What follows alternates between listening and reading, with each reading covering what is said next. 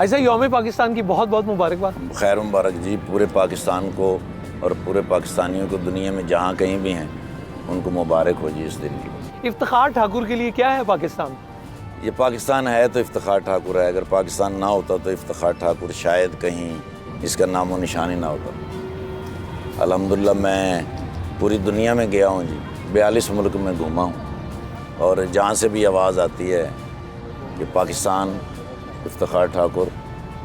और अब तो पिछले दिनों में जब यूके में गया तो पाकिस्तान के साथ इमरान खान साहब की आवाज़ आती थी। हाँ।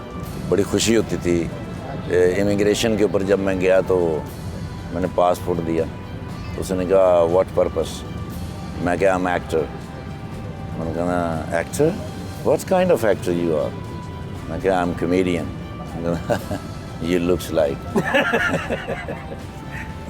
मैं क्या I'm from पाकिस्तान। मैंने कहा ओह इमरान खान। मैंने कहा यस।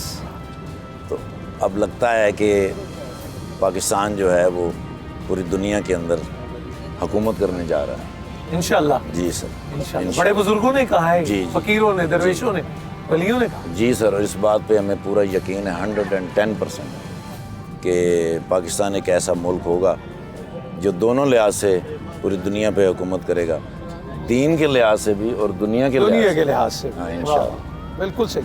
अच्छा वो क्या याद है ये जो अब मंटो पार्क और फिर इकबाल, फिर ग्रेटर इकबाल पार्क अब बन गया, पहली बार किस उम्र में आए थे आप यहाँ?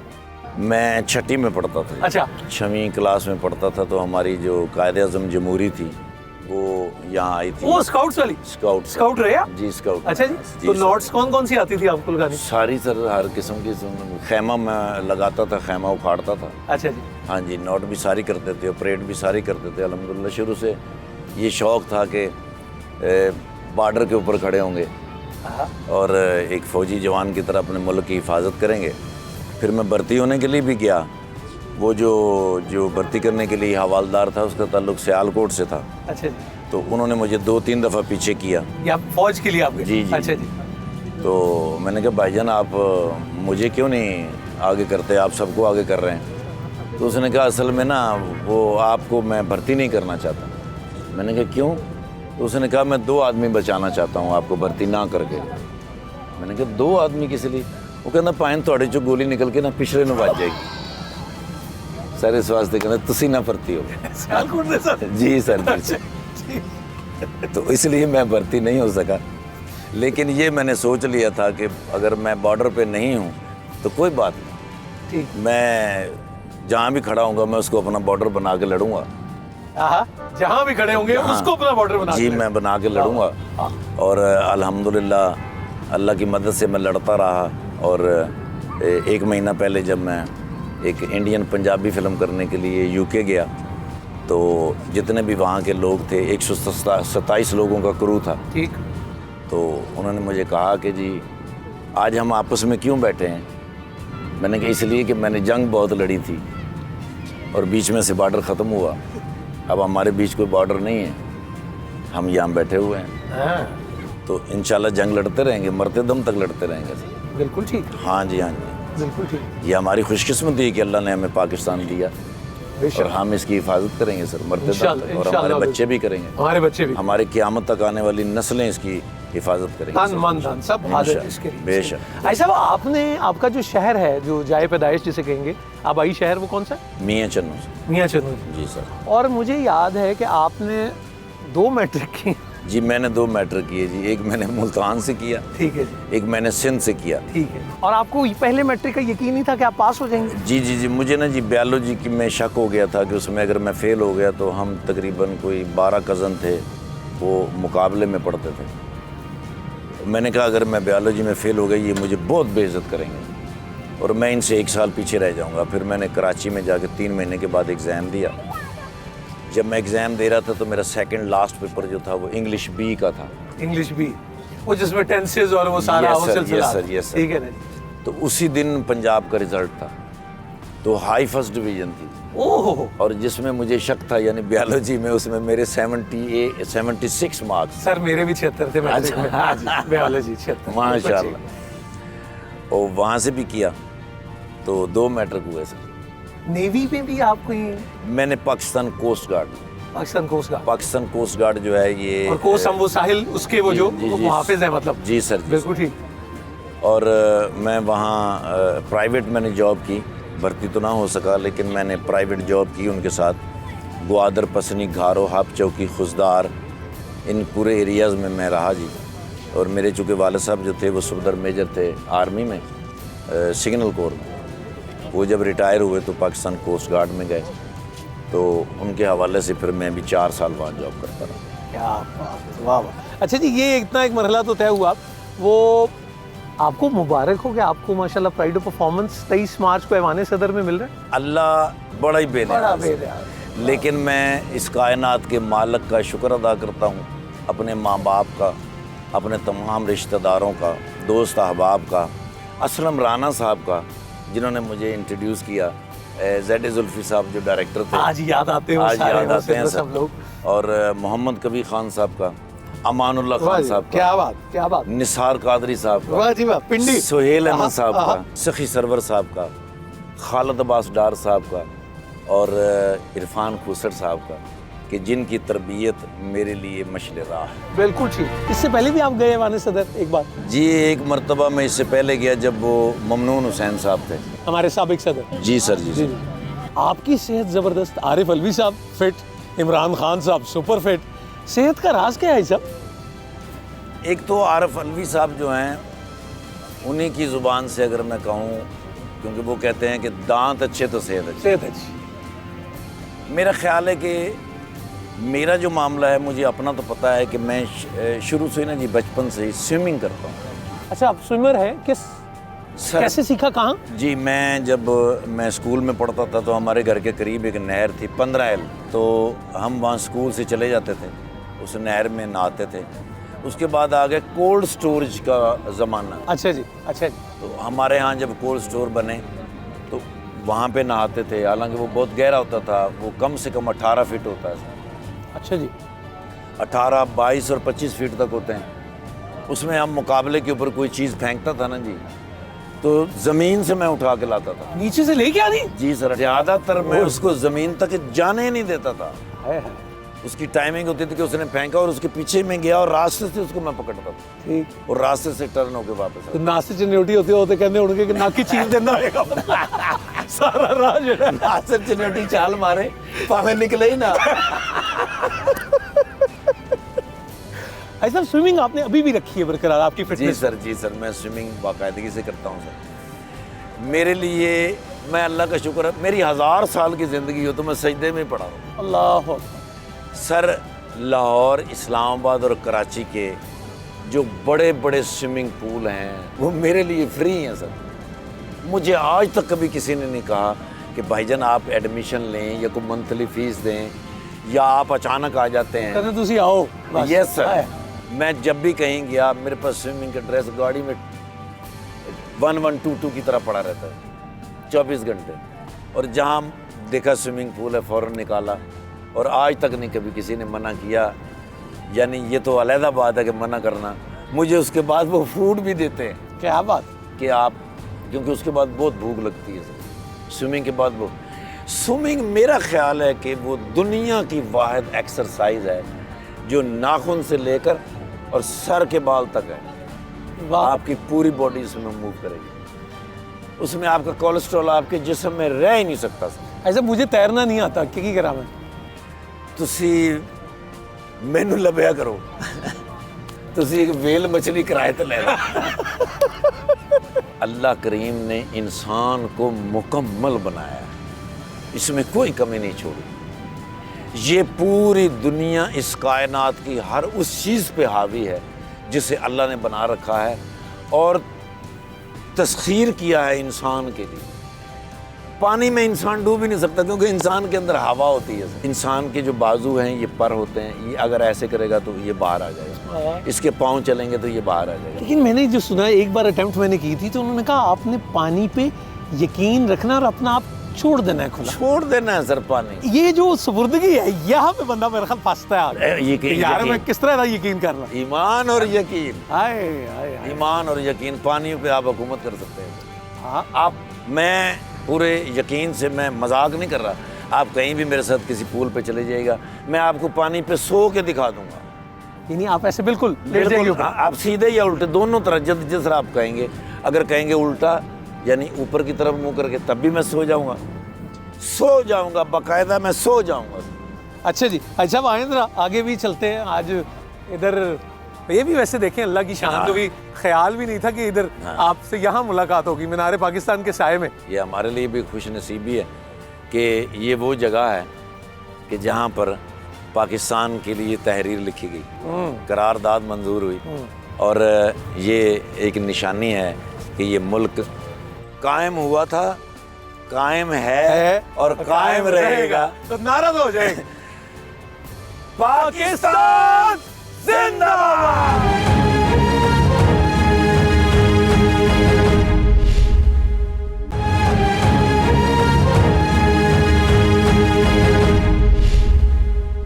भाई साहब, आप जो लोग आपको जानते हैं उनको ये पता है कि आप बहुत मेहनती हैं। जी sir. You work very hard, बहुत मेहनत की है आपने अपनी ज़िंदगी में। और मुझे भी ये एक शर्फ हासिल हुआ कि रावलपिंडी में, बल्कि मुझे क्या शर्फ हासिल होना है कि आप टायर जो है वो जी, आप पंक्चर लगाते थे जी पिंडी में, ये F10 के करीब। जी सर। और आपने एक बहुत बड़ी हस्ती की गाड़ी का टायर चेंज किया और बड़ी दुआ भी मिली। वो क्या था बाकी? अच्छा, मुझे ना अक्सर ये लोग कहा करते थे कि ये शोबिज़ जो है ना जी, इससे गुजारा नहीं होता। अच्छा जी। इसके लिए कोई काम करना पड़ता है साथ। ठीक। और उस दौर में ऐसा लग रहा था कि हाँ कुछ मुझे करना पड़ेगा वरना ये मुश्किल हो जाएगा, इससे गुजारा नहीं होता। तब मैंने टायर पंक्चर का काम सीखा। F10 मरकज़ के अंदर मैंने जब उसका काम शुरू किया, 2 हस्तियाँ मुझे वहाँ मिली। एक तो आबदा परवीन साहबा मुझे वहाँ मिली, क्योंकि वो करीब ही रहती थी, तो वो मेरे पास टायर चेंज करवाने के लिए आई। जब टायर चेंज हुए मैंने बड़ी मोहब्बत से किए, मैं तो फ़ैन था उनका। वो तो डस्ट वहाँ कोई हो रही थी तामीर, तो आपने कुछ किया? वो इतनी मट्टी। मैं ऊपर एक फ्लैट में गया, उसे डबल बेड से आपने पहचान लिया तो? अच्छा, आप आ गए? भागा, मैं डबल बेड की चादर उतार के लाया, पूरी गाड़ी को मैंने ढका चादर से। जी सर। ढकने के बाद मैंने उनके टायर चेंज किए। टायर चेंज करने के बाद मैंने टायरों को साफ़ किया, फिर मैंने गाड़ी को साफ़ किया चमका के। जब वो उसमें बैठने लगी, 2 कदम आगे गई होंगी तो फिर वापस आई। मुझसे उन्होंने पूछा आपका नाम क्या है? मैंने कहा जी इफ्तिखार ठाकुर। कहने लगी आप एक दिन बड़े फनकार बनेंगे। ये कहा उन्होंने? जी उन्होंने मुझे कहा। और ठीक 3 साल के बाद लियाकत मेमोरियल हॉल के अंदर एक तकरीब थी। Yes sir. जी ठीक। तो वो चीफ गेस्ट थी और मैं एज ए कंपेयर उसमें काम कर रहा। तो मुझे 2-3 दफ़ा उन्होंने देखा और कहा मैंने आपके साथ पहले भी कोई प्रोग्राम किया है? मैंने कहा नहीं आपी जी। कहते फिर आपको कहाँ देखा है? मैंने कहा वो टायर मैंने चेंज किए थे आफ्टर। कहते हाँ क्या नाम है आपका? मैं कहा जी इफ्तिखार ठाकुर। कहते तुम एक दिन बहुत बड़े फनकार बनोगे। 3 साल के बाद वो बात रिपीट हुई सर। तो कहने लगे ये अब कंपेयर बन गए हो? मैं कहा नहीं ये मुझे लेके आए हैं, वैसे तो नहीं हूँ मैं। नूर भाई 9 साल के बाद मजाक रात के अंदर मैडम आई।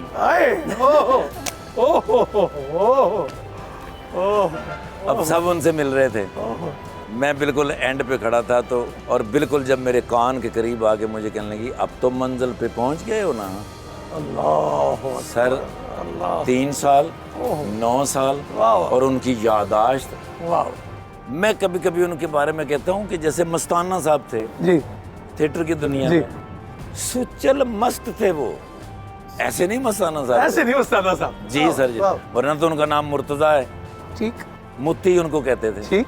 लेकिन मस्ताना कैसे हुए? क्योंकि वो थे ही मस्त। मस्त। सेम इसी तरह आबदा परवीन साहब जो हैं वो मस्त मस्त। वो मस्त है। हाँ जी। वो जो वासिफ साहब भी कहते मैं नारा है मस्ताना। यस, वाह इट्स जेन्युइन आबदा परवीन साहब। I really love him. मैं ये कह सकता हूँ कि दुनिया में बहुत सारी जहाँ दुआएं मेरे साथ हैं, वहाँ मोहतरमा आबदा परवीन साहब की दुआ मेरे साथ मौजूद है। अल्लाह दी तल्लूने वाला, अल्लाह नदीम उनके साथ जाते हैं। Yes sir. रात को 9 बजे का टाइम है, मेरी दुकान 24 घंटे थी सर। जी। आपकी कमाल की स्पीड थी, मतलब तुझे तक दे तो दर दर दर दर करके। और मैंने आपसे कहा कि सर आप टीवी पे नहीं आते, चटर्जियों को काम में करना ऐसे मेरा तो टीवी नहीं उस वक्त शुरू नहीं हुआ था। लेकिन अच्छा नदीम अल्लाह ने तल्लूने वाला 9 बजे का टाइम। यस सर, अल्लाह तल्लूने वाला साहब आए तो मुझे कहने लगे यार मैंने पेशावर रोड पे चढ़ना है। अच्छा जी, किधर से जाऊं? ठीक। ओहो, मैं कहना मैं समझा देता ये तेरे रस्ते जो 10-15 बंदे ने पूछणगे तो ये तो बड़े वेल नोन सेलिब्रिटी ने, इनका टाइम ज़ाया हो जाएगा। अब दुकान पे भी मैं अकेला, दूसरा बंदा भी नहीं है क्योंकि 24 आवर सर्विस है। ठीक है। मैंने कहा जी 1 मिनट रुकें जी। मैंने शटर फेंका। अच्छा जी, दुकान बंद सर। ठीक है। गाड़ी आ, मैं कहा सर फॉलो मी। उनको मैं लेके गया पेशावर रोड, वहाँ से 11 किलोमीटर दूर थी। उनको मैंने वहाँ छोड़ा। छोड़ने के बाद मैंने कहा जी अब आप पेशावर भी जा सकते हैं, लाहौर भी जा सकते हैं। उन्होंने गाड़ी रोकी, बाहर निकले, मुझे जफ्फी डाली। उन्होंने कहा यार बड़ी गल है, तुम अपनी दुकान बंद करके आ रहे हैं। मैं कहा सर हुण मैंने तुसी इजाजत दिओ क्योंकि उत्थे गाहक मेरी जान नहीं रो रहे। वाह जी वाह। दुआ मैं क्या करते वाह जी वाह, वाह जी वाह। अच्छा, एक ज़माना बीच में गुजरता है तो मैंने देखा कि नदीम अब्बास और ज़हीर अब्बास जी, उनके दोनों जी, बेटे जी। पहले ये तो मैं बाहर गया तो वो दोनों बाहर खड़े, तो वो बोला नदीम, कहना जी मेरा नाम नदीम अब्बास है, ये मेरा भाई है ज़हीर अब्बास, असी अल्लाह दे तलूने वाले दे बेटे हैं। मैं क्या खैरियत है, मेरे नाल की काम है? उन्होंने कहा अंकल असी इत्थे दफ्तर बनाया है ते असी चाहते हैं कि सब तो पहले तुसी उहदे अंदर जाओ। ओए होए होए, वाह जी वाह। मैं अंदर गया, जल्दी से वापस आया, मैं उनके साथ गया तो उन्होंने वो दरवाज़ा खोला। वो उनका ऑफिस, पहला म्यूज़िक बनाने के लिए उसने बनाया, छोटे छोटे से इतने ठीक। गए, बैठे, चाय शाय पी, दुआ की। फिर एक वक्त ऐसा था कि महफिल थिएटर के अंदर ड्रामा हो रहा है। दीदार मैडम और मैं उसमें एक सॉन्ग करते थे। तो नदीम अब्बास आया मेरे पास, कहने लगा चाचू ए मेरी सीडी है, ये सवेरे रिलीज़ होनी है, तो सब तो पहले मैं कहना भी मेरा गाना तुसी सुनो। अब मैंने उसको लगा के हेडफोन से सुना, बिस्मिल्लाह करा। दीदार मैडम पास से गुजरी तो मैंने उनसे कहा, मैंने कहा ये ज़रा सुनिएगा। उन्होंने सुना तो वो भी ऐसे ऐसे करने लगी। मैंने कहा यही करें। हाँ जी, उसने कहा करें। ठीक। अच्छा, नदीम अब्बास जो है वो फ्रंट की सीट पे बैठा हुआ है, ड्रामा देख रहा है, तो टक से वो गाना लगा और मैंने और दीदार ने परफॉर्म किया। पूरा हॉल उस पर नाच रहा था, पूरा हॉल नाच रहा है और नदीम अब्बास रो रहा है। वाह वाह वाह वाह। उसकी आंखों में आंसू। गाना खत्म हुआ, वो जल्दी से अंदर आया, आगे मेरे सीने से लग के फिर रोने लग गया। मैंने कहा ये ऐसा गाना है कि तुम जहां भी जाओगे यही बज रहा होगा। यही बज रहा, और वही हुआ और वही हो रहा है। बिस्मिल्लाह करा।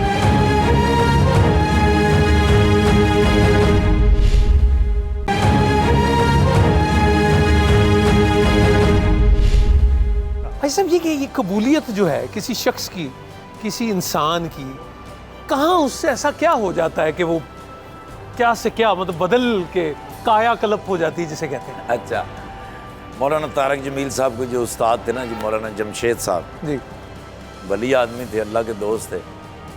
एक दफ़ा मैंने उनसे कहा, मैंने कहा हुजूर दुआ फरमा दीजिए, एक काम के सिलसिले में जा रहे हैं तो अल्लाह कबूल करे। कहेंगे भाई क्यों, मैं क्यों दुआ करूं आपके लिए, मैं तो खुद दुआओं का मोहताज हूं, और फिर कोई किसी के लिए क्यों दुआ करेगा, भाई सब तो दुआओं के मोहताज हैं। हाँ बेटा, ऐसा कोई काम करो कि किसी के दिल से तुम्हारे लिए दुआ निकल जाए। वो जो दुआ ली जाती है, अब्बा जी मेरे कहते हैं दुआ ली जाती है। ऐसा आपको ये हुनर बहुत कमाल आता है। ओहो, ये कहाँ, इसकी ट्रेनिंग कैसे हो सकती है कि हम दुआएं समेटें और दुआएं लेना सीख लें? एक बात जो मुझे लड़ी इन बुज़ुर्गों के बीच में बैठ के, वो ये थी कि अल्लाह रब्बे करीम ने फरमाया कि तुम मेरा एक काम किया करो, फिर मैं तुम्हारे सारे काम कर दिया करूँ। अब वो एक काम अल्लाह ने फरमाया कि अगर तुम्हारी ज़ुबान और तुम्हारे हाथ से किसी को तकलीफ़ ना पहुँचे, एक ही मेरा काम है, मैं तो ज़्यादा काम तुझे कहते ही नहीं। तुम्हारी ज़ुबान और तुम्हारी ज़ुबान और तुम्हारे हाथ से अगर किसी को तकलीफ़ ना पहुँचे एक काम तो सारे काम मैं कर दिया करूँ। ऐसा तो लोग तो रोब के लिए ऐसा करते हैं, मतलब सख्त बात बोल के अपनी अथॉरिटी बताने के लिए ये सब करते हैं कि पता लगे कि मैं बहुत मजबूत हूँ। और फिर जब वो टूटते हैं सिमट नहीं पाते सर। रेजा रेजा रेजा रेजा ख़त्म, नरम नरम ज़ुबान। देखिए अल्लाह ने जिस्म के अंदर कितनी 600 और कुछ हड्डियाँ हैं। अल्लाह को नरमी पसंद थी दो चीज़ों की, इसलिए अल्लाह ने उसमें हड्डी नहीं रखी। ज़ुबान की नरमी अल्लाह को पसंद थी, अब अल्लाह ने इसमें हड्डी नहीं। दिल की नरमी अल्लाह को पसंद थी, अल्लाह ने दिल में हड्डी नहीं रखी, इसमें सख्ती ना आ जाए। दिल नरम हो है, ज़ुबान नरम है, अगर आप सख्त करके उसको तोड़ना चाहते हैं तो फिर आपकी मर्ज़ी। हमारे दिल और हमारी ज़ुबान क्यों सख्त हो जाती है? ऐसा क्या करते हैं हम कि हमें पता नहीं लगता ये तो सख्त हो गया? लोग कहते हैं पत्थर दिल, संग दिल, क्यों हो जाता है ऐसा?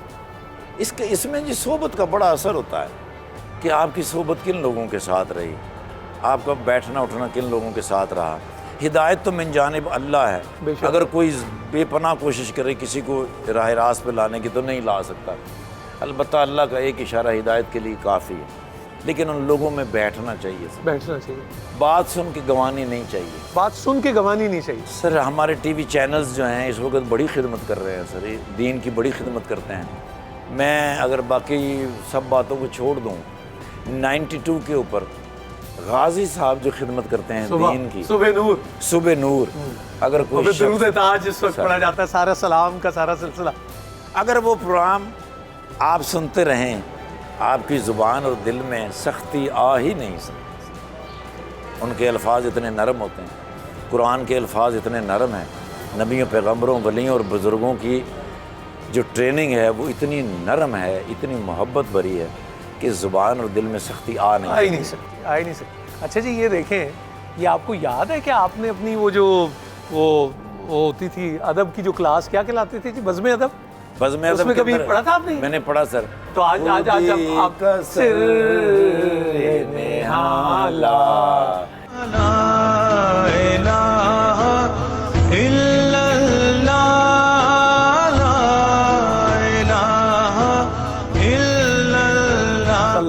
सल्लल्लाहु अलैहि वसल्लम। ये सहर जो कभी फरदा है कभी है अमरोज, नहीं मालूम कि होती है कहाँ से पैदा। वो सहर जिससे लरसता है शबिस्तान वजूद, होती है बंदा मोमिन की अज़ान से पैदा। अल्लाह सर ये अज़ान जो है ये अल्लाह का ऐसा तोहफा है कि पूरी कायनात के अंदर 24 घंटे इसकी आवाज़ आती है। 24 घंटे through out, round the clock. आप दुनिया में कहीं भी हों, ये अज़ान आपको मिलती रहेगी, ये अपनी तरफ फलाह के लिए बुलाती रहेगी। आओ फलाह की तरफ, आओ फलाह की तरफ, आओ फलाह की तरफ। हाजी साहब, पाकिस्तान में वो कहते हैं दीन, ज़मीन, समंदर, सरिया, दरिया, सहरा, कोहिस्तान, सब के लिए सब कुछ है इसमें। ये है पाकिस्तान। हमें पोटेंशियल पता है पाकिस्तान का, आपने दुनिया फिरी है। अभी वो वीज़ा पॉलिसी आई है नई प्राइम मिनिस्टर की कि जी लोग आए, कैसे प्रेजेंट करें हम पाकिस्तान को दुनिया के सामने, क्या क्या करना चाहिए? आपने बाहर भी देखा है, हम कैसे प्राउडली प्रेजेंट कर सकते हैं पाकिस्तान? इसके लिए बिल्कुल मुश्किल नहीं है सर। हम सबसे पहले तो हमें पॉजिटिव इसके लिए सोचना होगा, मस्बत सोच हमेशा, हर वक्त। ठीक, क्योंकि ये मुल्क है तो हम हैं। ये मुल्क हमें ऐसे आसानी से थोड़ी मिल गया, इसके लिए बड़ी शहादतें हुई, हमारे बुज़ुर्ग कुर्बान हो गए और इसके लिए हमें बड़ी शहादतें देनी पड़ रही हैं, हमें इसके लिए बड़ी शहादतें देनी पड़ेंगी। मेरे ख़ानदान के अंदर एक रवाज है कि भाई एक बच्चा आपने फ़ौज को देना है। आपकी फैमिली के अंदर ये ट्रेडिशन है जी? यस सर, ये वसीयत होती है। अच्छा जी। कि भाई आपने एक बच्चा जो है वो आर्मी के अंदर देना है, जो बॉर्डर के ऊपर इस मुल्क की हिफाजत करे, क्योंकि हमने इसके लिए शहादतें दी। मेरे दादा थे, मेरे चाचा थे, मेरे वालिद साहब थे, मेरे भाई थे आफ्ताब अहमद, आगे इंशाल्लाह मेरा बेटा अब्दुल वली है, वो जाएगा पाकिस्तान आर्मी के लिए। कभी कहता है बहरिया में जाऊंगा, कभी कहता है मैं बर्री फ़ौज में जाऊंगा। अब अल्लाह बेहतर जानता है कि उसकी ड्यूटी अल्लाह कहाँ लगाएगा। बिल्कुल ठीक। तो हमें पॉजिटिव सोचना चाहिए, हर वक्त हमें अपने मुल्क की तारीफ़ करनी चाहिए। चलिए हम नहीं करते, हमारे अंदर इतनी पोटेंशियल नहीं है। इस वक्त हम जिन कैमरों के आगे हैं, ये कैमरा ऐसे अगर घूम के दिखाए तो इतने से हिस्से को कि किस कदर खूबसूरत है। अभी हम छोटे से हिस्से में खड़े हैं।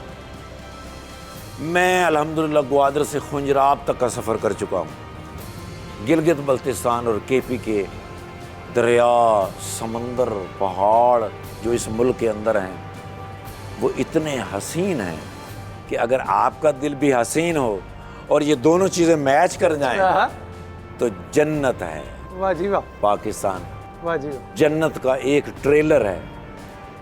गिलगित बल्तिस्तान की तरफ आप जाएं तो चश्मे जो फूट रहे होते हैं। मैंने 12 से ज़्यादा कलर देखे हैं सब्ज घास के। सब्ज घास के 12 से 12 से ज़्यादा ज़्यादा शेड या कलर? शेड शेड थे। अच्छा, कभी कभी मुझे ये भी लगता है कि वो कोई जहाँ वो शायद बैठ के पेंट करता है। हाँ हाँ, वाह वाह। लेकिन जब मैं उन इलाकों में जाता हूँ तो मैं देखता हूँ कि वहाँ तो लोग ही नहीं हैं। इसका मतलब है कि कोई हस्ती वो ये सारा कुछ करती है हमारे लिए, हज़रत इंसान के लिए। हज़रत इंसान से अल्लाह को इतना प्यार है क्योंकि वो शक्ल ऐसी शक्ल में है कि जिस शक्ल में अल्लाह को अपने महबूब से इश्क हो गया। शक्ल इंसानी। हम ऐसे नबी के पैरोकार हैं कि दुनिया के लिए अमन वो लेकर आए।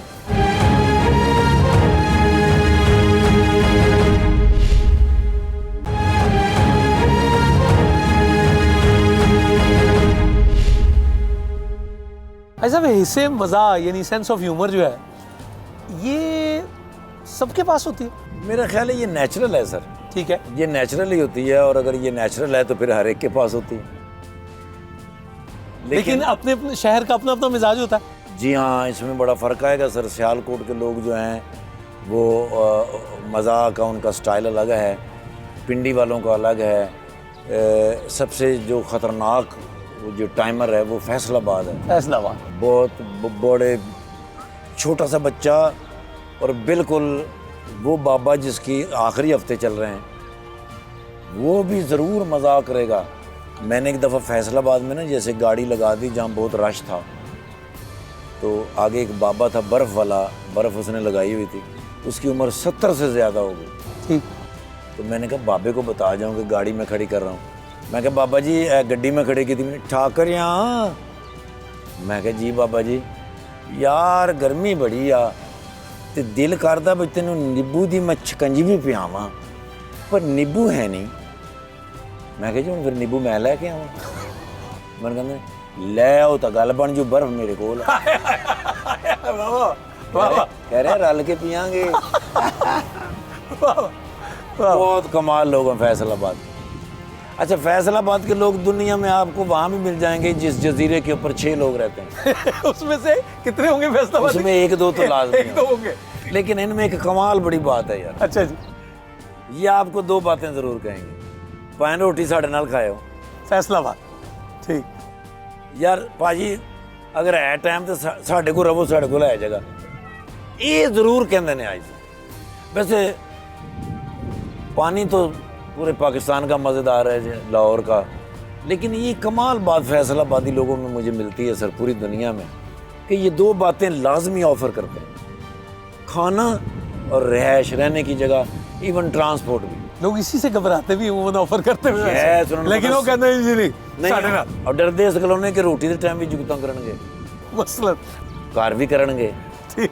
हाँ जी, तो मैं वो गली च जा रहे हैं फैसलाबाद ही, तो एक बच्चा 10-11 साल की उम्र का हैगा, नसा आ रहा सी, यानी टुर के भी नहीं आ रहे, नसिया जा रहे तो उस स्पीड च मैंने कह गया कि तुहाडा मूँह इंज जिवें टीन वाली कुल्फी होंदी, उस स्पीड से सर।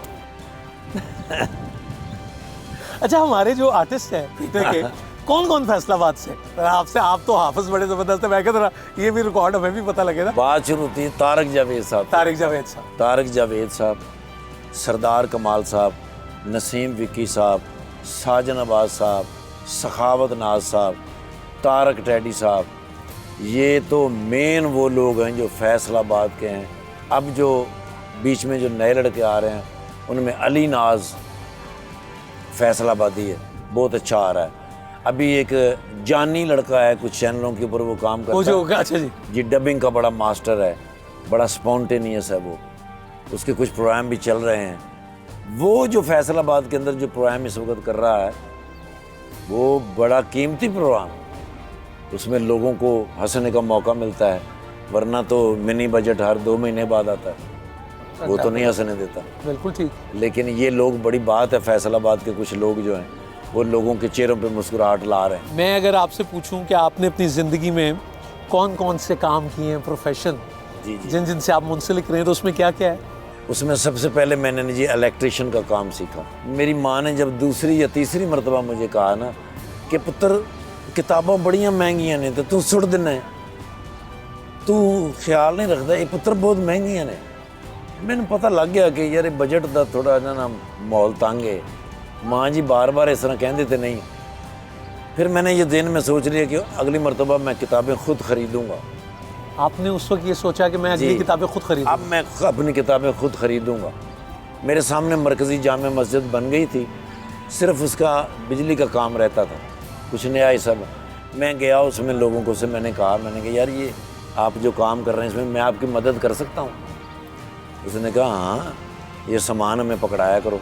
मैं कहा साथ आप मुझे सिखा भी देंगे? उन्होंने कहा सिखा देंगे अगर साथ लगे रहोगे तो वो मरकज़ी जामे मस्जिद मियाँ चन्नू की जो वायरिंग हुई है उसमें मैंने तकरीबन कोई 2, सवा 2 या 2.5 महीने लगाए होंगे। वहाँ से मैंने वो ह्यूज काम सीख लिया। तो फिर मैं छोटे छोटे काम जो लोगों के थे वो करता था, तो मुझे थोड़े थोड़े पैसे मिल जाते। इलेक्ट्रिशियन के बाद मैं कराची गया। कराची मैंने एक दुपट्टा सेंटर के ऊपर काम किया, जो काउंटर लगे होते थे। मैंने पासपोर्ट के बाहर जो फॉर्म फिल करते हैं वो भी मैंने किया। अच्छा जी। और एक टाइम होता था कि फॉर्म फिल करने हैं जी 2 बजे तक, उसके बाद दफ्तर नहीं बंद हुआ, ठीक, लेकिन फॉर्म लेने बंद हो गए। ठीक है। 2 बजे तक वो फॉर्म शम फिल करके जो भी थोड़े 10, 20, 15 रुपए मिल गए, आ गए।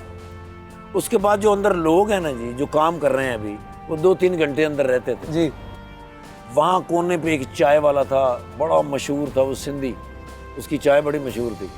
फिर उसके पास चला जाता था कि वो चाय अंदर देना और बर्तन ले के आने पे तकरीबन अगर 20 चायें चली गई हैं तो 1 रुपये तो आपका पक्का है, और चाय फ्री की है, चाय मुफ्त मिलेगी। अच्छा जी। उसके बाद कंडक्टरी, ड्राइवरी। कंडक्टरी भी की आप? यस। पाकिस्तान में? यस सर, लाहौर में भी की। अच्छा जी। कराची में भी कौन से रूट पे आप? मैं 9 नंबर से। अच्छा जी। पेंट वालों के साथ भी चले जाते थे। कुची वाला या वो दूसरा भी? या दोनों ही। दोनों ही जी, दोनों ही। उसमें एक तो बाल्टी पकड़ाना, ठीक है जी, वो थोड़ा आसान काम है, लेकिन उसकी मिक्सिंग थोड़ी मुश्किल होती है। बड़ी बिल्डिंग है तो स्काफर लगा हुआ, वो खतरनाक बहुत होता है, नीचे देखे बंदा डर जाता है, वो पेंट मुश्किल होता है। आप उसमें गए? Yes sir. कितनी मंजिल है? स्काफर पर भी मैं गया। मैं यूएसए में भी एक दिन गया, 1 दिन के लिए गया था। अच्छा जी। वो मेरा ख्याल है कि कोई 40 या 45 फ्लोर के ऊपर स्काफर लगा हुआ, नीचे आदमी गिरे तो 10 मिनट गिरता ही रहे।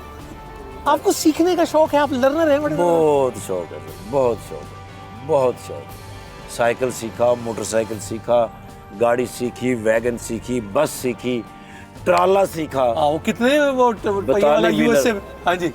42 व्हीलर का ट्राला मैंने चलाया सर। आपके पास, आपने अमेरिका में वीजा ड्राइविंग का टेस्ट अमेरिका में आप सर मैंने दिया। वो बड़ी बात है। वो क्या वाकया था वो जो आपको मिलता था? जी बंदा एक जो मिला था, वो मुझे कहने लगा कि यार लाइसेंस नहीं यहाँ बन सकता, बाकी जो आप कहेंगे मैं कर लूंगा। और आपने हैवी वाला लाइसेंस आपको चाहिए था? मुझे तो चाहिए तो कार का ही था, ठीक है, लेकिन वो कार की वजह से फिर ऐसा, उसने कहा नहीं बनेगा। तो मैंने पहले प्राइवेट कार का बनाया, फिर मैंने टैक्सी का बनाया, फिर मैंने लिमोजीन का बनाया, फिर मैंने वैन का बनाया, फिर मैंने बस का बनाया, फिर मैंने ट्राले का बनाया।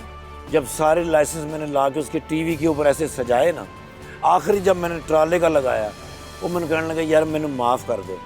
वो मैं क्या सर ए देखो, और मैं जहाज़ वास्ते ले आंदे ने फार्म हेलीकॉप्टर सीखने जा रहे हैं कल मैं, उन्हें क्या मैंने माफ़ कर दे यार ना, बस हो गया, तेरी मेहरबानी, तेरी मेहरबानी। तब मैंने जान वो आपको एक बंदा वो मिलता था, वो जो जब आप गए थे पहली बार देने, वो जो बड़े तज़हीक में इस लहजे में बाकी कुछ कहता था। मोटरसाइकिल का मैंने कोई टेस्ट, ना मैंने रिटन टेस्ट फेल किया सर, ना मैंने ड्राइविंग टेस्ट फेल किया। मोटरसाइकिल का मैंने 4 मरतबा फेल किया सर। बड़ा ही हार्ड है मोटरसाइकिल वहाँ लाइसेंस। मोटरसाइकिल का लाइसेंस लेना सबसे मुश्किल है सर, सबसे मुश्किल है। चौथी दफ़ा जब मैं गया मैंने कहने लगा excuse me where you from, मैं कहा आई एम फ्रॉम पाकिस्तान। मैंने कहना forget about I born in United State I fail 12 time. मैं क्या okay let me try. Return test में बैठे, वो मेरा 5वीं मरतबा था। मैंने टेस्ट दिया, मैंने मशीन में डाला, आवाज़ आई मिस्टर इफ्तिकार तकोर। मैं उसके सामने आया, उसने कहा कंग्रेचुलेशन यू पास। मैंने पर्ची निकाली, उधर ही खड़ा हो गया, खड़ा रहा, वो भी आया, उसने पेपर डाला, आवाज़ आई मिस्टर जॉन एल्बर्न। वो ऐसे सामने आया तो आवाज़ आई I am sorry about that you fail again. 13वीं दफा। मैंने उसको हाथ मिलाया, मैंने कहा you United State I am Pakistan.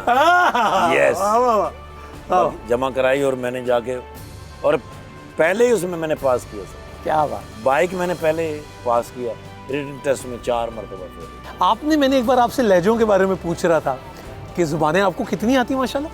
मैं सर 18 ज़ुबानें तो फ्लुएंट बोल सकता हूँ। इंग्लिश, पाकिस्तान की जितनी भी ज़ुबानें हैं उसमें सराइकी है, पटवारी है, जंगोटी है, खुशाब की ज़ुबान है, सिंधी है, बलोची है।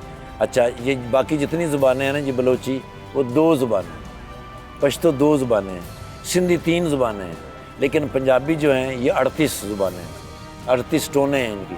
और उन टोनों के अंदर फिर सराइकी टोन जो है वो 9 हैं, यानी बहावलपुर की और है, मुल्तान, राजनपुर, सरगोदा, खुशाब, मियाँ वाली, चौहा सैदन शाह पे जाके फिर वो चेंज हो जाएगी। जंगोटी अलग है सराइकी ये सारी ज़ुबानें, लेकिन उसके लहजे जो हैं, उसमें कुछ ज़ुबानें वो जांगली ज़ुबानें उनको कहते हैं, उनमें भी 2-3 फ़र्क हैं।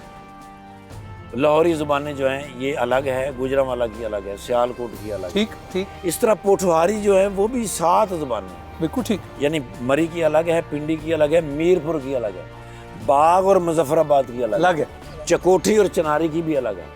ये रूट आपने सारा बता दिया। तो आप कह रहे थे कि आपने वो दवाइयों की डिस्ट्रीब्यूशन का काम भी किया। मैंने किया सर, और आपने बहुत उसमें सफ़र किया सर। मैंने बहुत सफ़र किया सर। रावलाकोट से मैं, हजीरा से मैं चलता था रावलपिंडी, हजीरा, रावलाकोट, तत्ता पानी, बाग से मुजफ्फराबाद, चकोठी, चनारी, बिल्कुल आखिरी बॉर्डर पे मैं चला जाता था। और कई दफ़ा मैंने पहाड़ी के ऊपर गाड़ी को स्टॉप किया कि जहाँ से मुझे दिखाई देती रहे।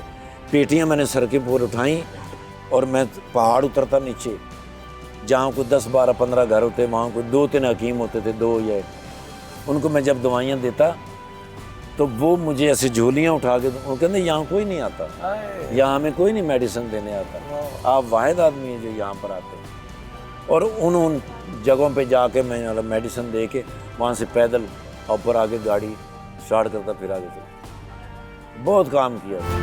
पाक सरज़मीं